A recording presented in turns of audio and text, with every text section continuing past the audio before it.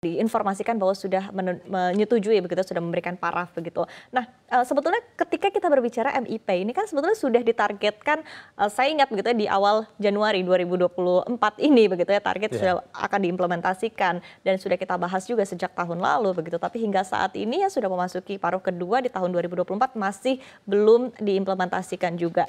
Dari kacamata pengusaha ataupun juga para pelaku industri begitu, termasuk dari Perhapi sendiri begitu, melihatnya seperti apa yang menjadi kendala utama dari pemerintah dan ekspektasinya bahwa hal ini bisa segera diimplementasikan seperti apa?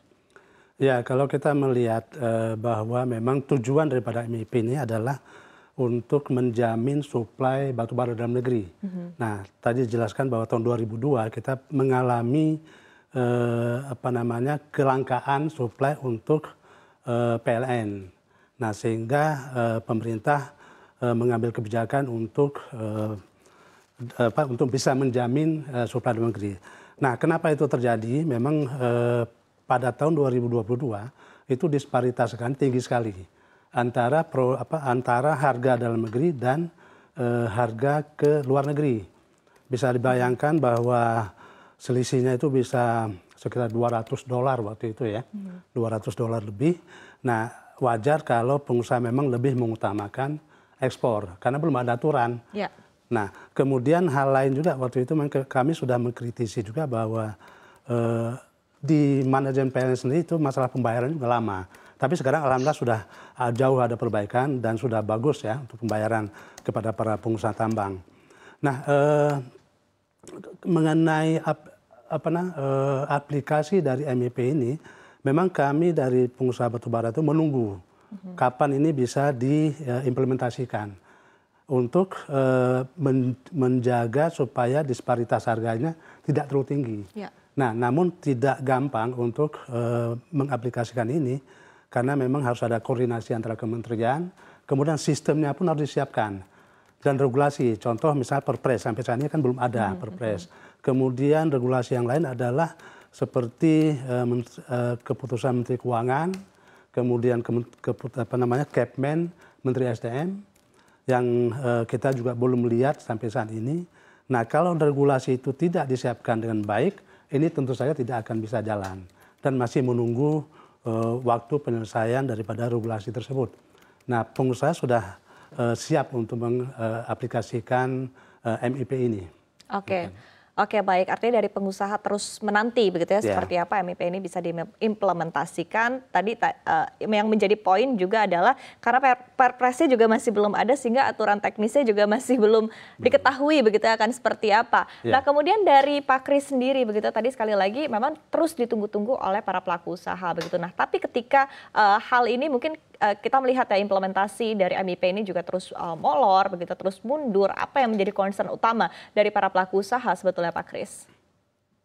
Iya, terima kasih banyak Neng Siva. Jadi yang kita lihat dari pengusaha ini atau dari industri adalah setiap kali ada beban atau ini kan tentunya nanti kan iuran namanya iuran dana kompensasi batubara yang dikelola oleh Himbara, di mana angkanya itu nggak sedikit. Dan buat kami di industri atau sebagai di industri pertambangan dan di pengusaha, concern kami yang terakhir kita sampaikan itu di Ciawi waktu itu sosialisasi Ciawi, tapi masih tahap awal ya. Jadi mereka minta para pengusaha atau asosiasi untuk menyampaikan pandangan tentang dana kompensasi batubara, bahwa kita sampaikan bahwa kita ini kan sedang bertransisi energi nih, jadi kita harus melakukan investasi di transisi energi.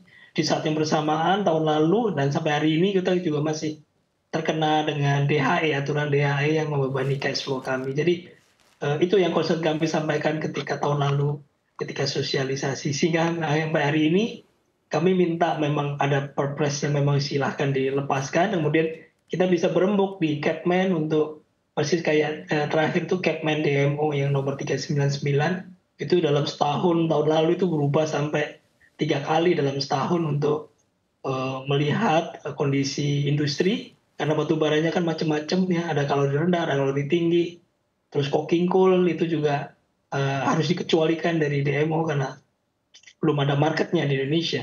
Jadi satu, bahwa kita adalah sedang bertransisi energi, kedua adalah aturan DHE yang membebani cash flow, sehingga buat kami di industri pertambangan concern-nya adalah dana kompensasi ini jangan sampai membebani. Kira-kira gitu, Neng Siva, untuk menambahkan dari Pak Rizal. Oke, baik Pak Kris, saya akan kembali ke Pak Rizal begitu ya. Tadi sekali lagi memang terus dinanti oleh para pelaku usaha, tapi ketika kita melihat mungkin kita bedah begitu ya, ekspektasi terhadap aturan teknisnya ke depannya seperti apa yang diharapkan dari Perhapi salah satunya. Ya, memang kalau kita lihat bahwa disparitas harga saat ini sudah jauh menyempit ya dibandingkan tahun 2022. Mulai 2023 sudah mulai menyempit, mengecil disparitas harganya. Sekarang tidak terlalu jauh ya, misalnya untuk DMO kelistrikan itu di $70, kemudian non kelistrikan itu di $90.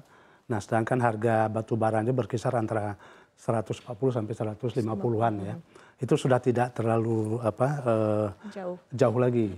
Nah, saya melihat bahwa mungkin ini juga yang menjadi semacam kenapa MIP ini juga molor ya, karena waktu itu sangat jauh disparitas harganya, sekarang sudah mulai menyempit. Nah, sehingga urgensinya itu sudah mulai agak berkurang gitu. Dan bagi pengusaha sendiri juga walaupun masih berpikir bahwa ini lebih bagus untuk ekspor daripada dalam negeri, nah tetapi ada kewajiban yang memang harus kita penuhi, yaitu masalah DMO tadi yang juga disampaikan oleh Mas Kris, di mana kita minimal sekitar 25% itu harus mensuplai ke dalam negeri. Dan ini bisa berubah, mungkin tahun depan bisa naik karena pemerintah juga memasukkan non kelistrikan seperti semen, tekstil, pupuk dan segala macam. Nah, ini bisa meningkat lagi. Oke, tadi Anda menyampaikan bahwa disparitas harga DMO dan juga harga keperluan domestik dengan harga internasional ini kan sudah semakin tipis begitu. Ya. Apakah artinya di satu sisi efektivitas dari MIP ini nanti ketika diimplementasikan akan berkurang begitu? Artinya urgensinya untuk dibentuk sesegera mungkin ini juga berkurang? Kalau saya melihat ke arah sana ada, tetapi MIP ini juga bisa membantu pengusaha-pengusaha batubara yang memang fokus mensuplai dalam negeri. Kecuali coking coal yang disampaikan Mas Kris tadi ya. Kalau coking coal kita belum ada pasar negeri, walaupun ada, tapi sedikit. Nah, tetapi yang thermal coal itu masih sangat kita butuhkan untuk menghidupkan PLTU kita. Baik kelistrikan maupun non-kelistrikan, seperti semen, pupuk, kemudian tekstil ya. Nah, ini masih sangat kita perlukan. Nah, sehingga MIP ini juga masih diperlukan. Tapi bagaimana pemerintah bisa melakukan koordinasi dengan baik dan cepat serta efisien sehingga MIP ini bisa segera diberlakukan.